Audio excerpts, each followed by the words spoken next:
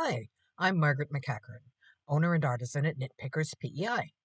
We're celebrating our 20th anniversary this year. Here's our story. In 2002, I was working a full-time job that wasn't very fulfilling. I was toying with the idea of opening up a business where I could sell my knitwear and tartans. I spotted an ad for Avonlea Village. In addition to actors recreating the story of Anne of Green Gables, they had music shows, horse and buggy rides, a working barn, and a woodcarver. I touched base with them and asked if they would like a village weaver on Sundays, for free. I wanted to test market my goods. Their response? Free? Come on down. I had so much fun meeting folks from all over the world. At the end of the season, I was invited to audition for a role in 2003. I laughed and said, I don't act. Well, as fate would have it, my full-time job ended in the spring of 2003, just about the time that the ad for auditions appeared. One of the characters they were looking for was Rachel Lynde, the old busybody gossip. I auditioned and was offered the role. I asked if I could continue marketing my knitwear and tartans. Rachel was known as an exceptional knitter. That year I set up in a courtyard, outdoors, weather permitting. In 2004, I moved from operating under my own name to registering an official business name, Knit Pickers by Margaret McEachern, commonly known as Knit Pickers PEI. That Christmas, on a trip to Walt Disney World, I visited the Canadian Pavilion at Epcot. There was a cute little shop, but there was very little that was intrinsically and recognizably Canadian, aside from the Anne of Green Gables books. I introduced myself and described my business. They suggested that I send a sample when I get back home. I did so, and a couple of months later I tried to follow up, only to discover that the shop no longer existed. Trying to get a hold of a live person at Walt Disney World when you don't have a contact name was futile. So I thought, well, that's the end of that. In the late summer of 2005, much to my surprise, Walt Disney World asked if I could design something featuring maple leaves, in red and white only. I created 3 sweater designs, a toque, a scarf, and a set of mittens. I thought they might want 1 or 2 of the designs. They wanted all of them, and huge quantities too, all in time for the Christmas season. The hardest thing I ever had to do was to say no. I couldn't meet their quantities by that deadline, but I did let them know what I could provide, and they agreed. That fall was spent knee-deep in red and white wool, but I got the order out and learned a fair bit about exporting too. In 2007, ACOA and Walt Disney World collaborated to open the Atlantic Canada kiosk at the Canadian Pavilion during the Christmas season, and I was honored to be invited to participate as a guest artisan. In January of 2012, an international contest was announced to design the McEachern tartan. I submitted my design, and on July 31st, 2012, it was announced that my design was chosen. It was such an incredible honor.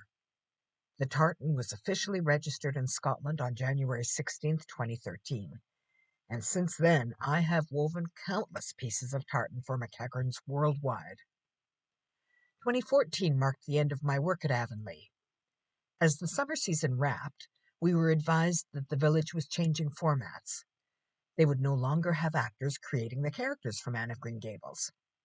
They were going to be operating as a venue for small shops and restaurants. I considered continuing to operate my studio at the village, but, well, the season was incredibly short. So I opted to open a home-based studio in a separate building on my rural property.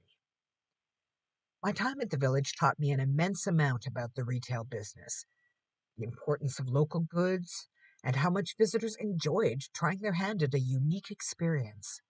In setting up the home-based studio, I decided that I would only carry knitting and weaving supplies made in Canada, ideally made in the Maritimes where possible. I carry only natural fibers like wool and alpaca. I transitioned from mainly selling my own knitted and woven goods to sharing my love of fiber arts. I developed a number of hands-on workshops and authentic PEI experiences that are offered from May through December. We also host a weekly You Love to Knit night every Tuesday evening year round, in person and online during the testy winter months. As a small business entrepreneur, you have to wear 1,000 hats. I created my own web store. I write a monthly blog and a monthly newsletter. I design patterns. I post regularly on social media. I have a YouTube channel and a Pinterest page. Networking is critical. I served on the board and was a founding member of the Glen Aladale Heritage Estate. I currently serve as president on the board of Central Coastal Tourism Partnership. As we move into our third decade in business, we're embarking on a brand new venture. We are creating wool pellets for use in your garden as a replacement for traditional fertilizers and mulch.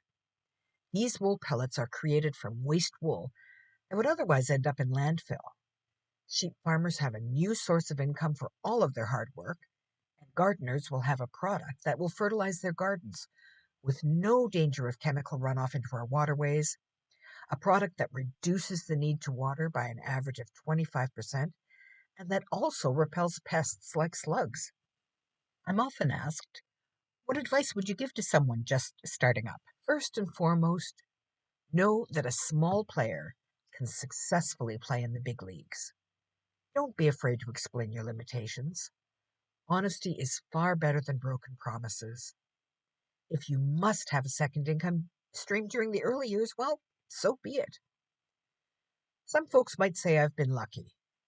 Perhaps so, but luck comes about as a result of a lot of hard work, creative thinking, courage, determination, and perseverance. Don't operate on the premise that, oh, it's good enough. You have to want to be exceptional. Just because you might live in a small community or in a small province, just because you might be setting up on a shoestring, just because you are small, doesn't mean you can't be mighty. I want to thank all of you for your support over these past 20 years, and I'm looking forward to the next 20. See you soon.